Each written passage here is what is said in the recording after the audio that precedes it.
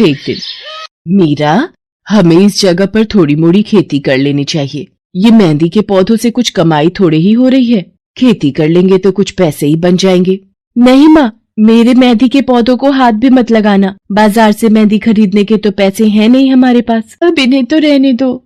ये कहते हुए मीरा की आंखों में आंसू थे। कावेरी उसके सिर पर हाथ रखते हुए कहती है, मीरा, मैं जानती हूँ तुझे मेहंदी लगाना बहुत अच्छा लगता है, लेकिन बेटा अपनी हालत तो तुझे पता ही है ना। मैं कितनी मुश्किल से। माँ, सब समझती हूँ मैं। जाओ कर लो जो करना है।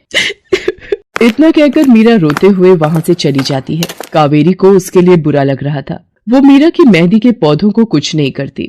ऐसे ही कई दिन गुजर जाते हैं। ज्यादा काम करने की वजह से कावेरी की तबीयत खराब रहने लगी। वो बहुत जल्दी जल्दी बीमार पड़ने लगी। तो मीरा ने उससे कहा, माँ, तुम रहने दो, तुम्हें बुखार है, रात भर सोई नहीं हो, मैं चली जाती हूँ काम पर। नहीं मीरा, तू कैसे? ना नहीं, मैं ठीक हूँ, मैं जाती हूँ।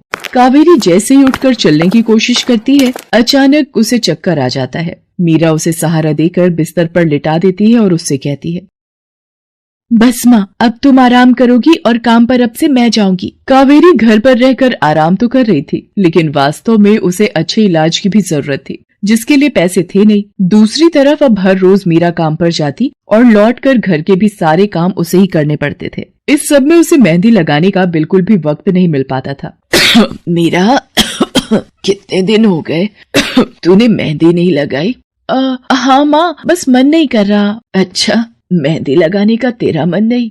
मैं सब जानती हूँ। मैंने बिस्तर पकड़ लिया है और मेरी फूल सी बच्ची पर सारे काम पड़ गए हैं। अब बस बहुत हो गया आराम। मीरा, जा, तू जाकर मेहंदी लगा ले, आज मैं जाऊंगी काम पर। नहीं माँ, तुम कहीं नहीं जाओगी, मैं कर लूंगी सब। और मैं सच बोल रही हूँ, मैं बड़ी हो गई हूँ, ये मेहंदी वेहंदी का मुझे शौक नहीं। इतना कहकर मीरा काम पर जाने के लिए घर से निकल जाती है। कावेरी की आंखों में आंसू आ जाते हैं। मीरा सोसाइटी के कई घरों में काम करती थी। उन्हीं में से एक घर आरती का भी था। उसके घर पर तीज का त्योहार बड़े धूमधाम से मनाया जाता था। तीज की तैयारियों में मीरा भी मदद कर रही थी। अरे ऐसे कैसे? मैंने सारे रिश्तेदारों को बुला लिया है, मेरी सारी फ्रेंड्स भी आने वाली हैं। मैं क्या कहूँगी उन्हें? फोन पर काफी देर बहस करने के बाद आरती फोन रख देती है। उन्हें उदास देखकर मीरा उससे पूछती है, क्या हुआ मैडम जी, आप कुछ परेशान लग रहे हो? हाँ मीरा, बड़ी मुसीबत हो गई। कल तीज का फंक्शन है, मैंने सबको मेहंदी लगवाने के लिए यहीं बुला लिया है और आखिरी मौके पर ये पार्लर वाली धोखा दे गई। कह रही है कल नहीं आ पाएगी। अब क्या होगा?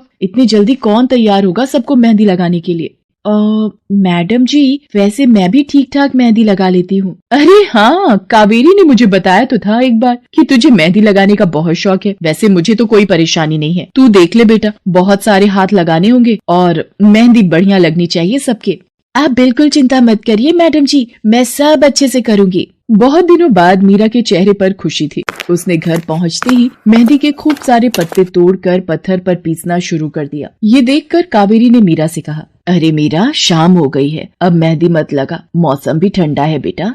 ये मेहंदी मैं अपने लिए नहीं पीस रही माँ, वो 5वें फ्लोर वाली मैडम जी है ना, कल उनके यहाँ लगानी है। अच्छा बेटा, पर ध्यान से बेटा, वो बड़े लोग हैं, कोई गलती ना हो जाए। माँ, तुम बिल्कुल चिंता मत करो, मेहंदी लगाने में मुझसे कभी कोई गलती हो ही नहीं सकती। मीरा खूब सारी मेहंदी तैयार करके अगले दिन आरती के घर पहुंच जाती है। वो अपनी मेहंदी को कोन में भरने लगती है कि तभी आरती की एक फ्रेंड आरती से, आरती, ये किसे बुला लिया तुमने? मैंने जिस पार्लर का नंबर दिया था तुम्हें, उससे बात नहीं हुई क्या? हुई तो थी, लेकिन उसने आखिरी वक्त पर मना कर दिया। तुम बिल्कुल चिंता मत करो, ये मीरा है, मेरी हाउसमेड है ना कावेरी, ये उसी की बेटी है। बहुत अच्छी मेहंदी लगाती है ये।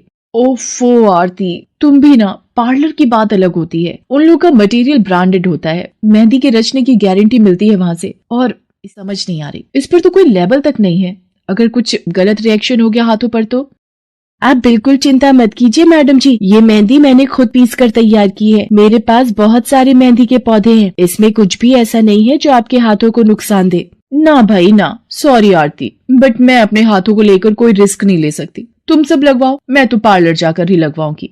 इतना कहकर आरती की दोस्त शालिनी वहाँ से चली जाती है। आरती मीरा को इशारा देकर काम शुरू करने को कहती है। अरे वाह, मानना पड़ेगा, इस बच्ची ने कमाल की मेहंदी लगाई है। मुझे तो नहीं लगता कि इस मेहंदी का वैसा रंग आएगा जैसा पार्लर वाली मेहंदी का आता है। अब बस भी करो शालिनी, मेहंदी कैसी रचेगी ये कल तक पता चल ही जाएगा ना। बच्ची है वो, उसे इस तरह डराओ तो मत।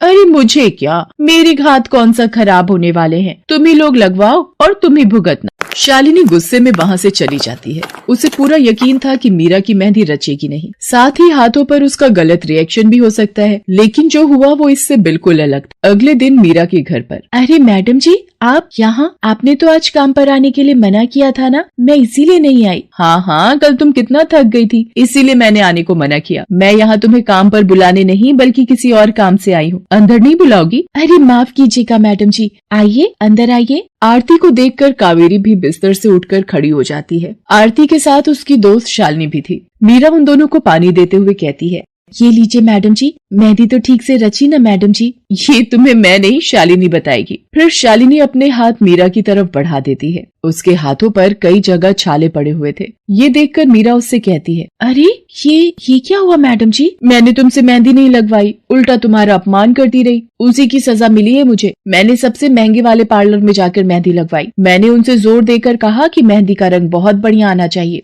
इस चक्कर में उन्होंने पता नहीं क्या क्या मिला दिया मेहंदी में, और मेरे हाथों का ये हाल हो गया। और दूसरी तरफ तुम्हारी मेहंदी, जिसने भी लगवाई उसके हाथों की रंगत ही अलग है। देखो आरती के हाथ देखो जरा।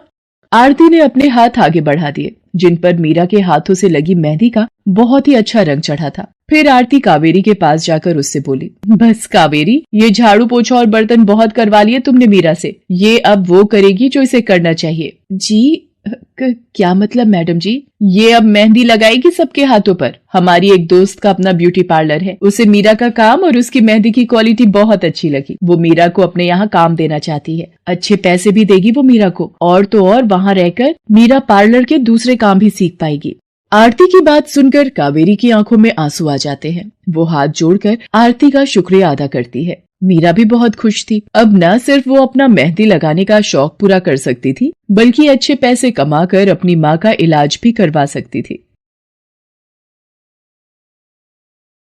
एक समय की बात है, केशवपुर नामक गांव में सरला नाम की एक बूढ़ी विधवा औरत अपने बेटा बहू के साथ रहती थी।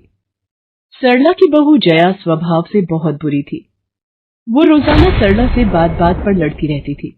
सरला का पति किशन शहर में मजदूरी करता था, इसलिए वो कभी कभी ही गांव आ पाता था। किशन शहर से घर खर्चे के लिए पैसे भेजता तो 2 लिफाफे भेजता, एक अपनी माँ के नाम और एक अपनी पत्नी के नाम। पर जया सरला के पैसे भी अपने पास ही रख लेती थी।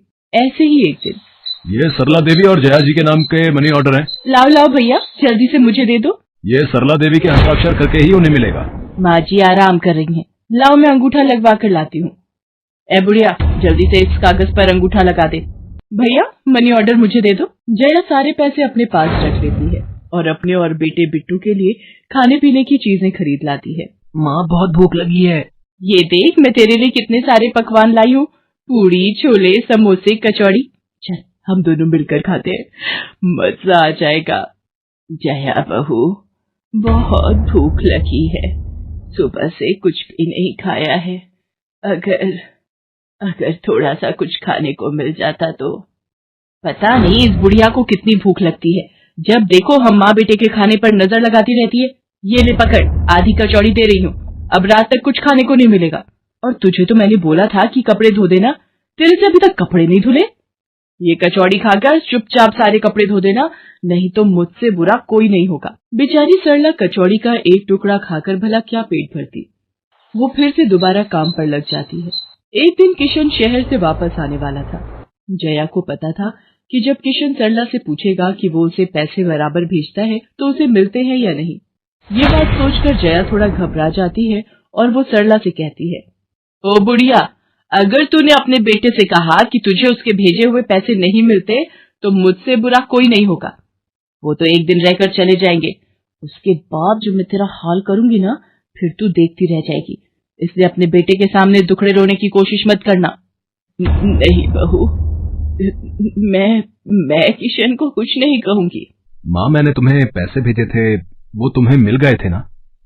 अरे आप बिना कैसी बातें करते हो, माँ जी को मैं बराबर से पैसे देती रहती हूँ। माँ जी ये लो गरम गरम पनीर के पकौड़े, आप भी खाओ। किशन 2 दिन रहकर शहर वापस चला जाता है। जया फिर से अपने रूप में आ जाती है। दिन भर सरला काम करके एक दिन चक्की से आटा पिसवा कर लौट रही थी कि अचानक उसे चक्कर आ जाते हैं। रिक्शा में जाती एक लड़की देख लेती है। भैया, इन्हें उठाने में मेरी मदद करो।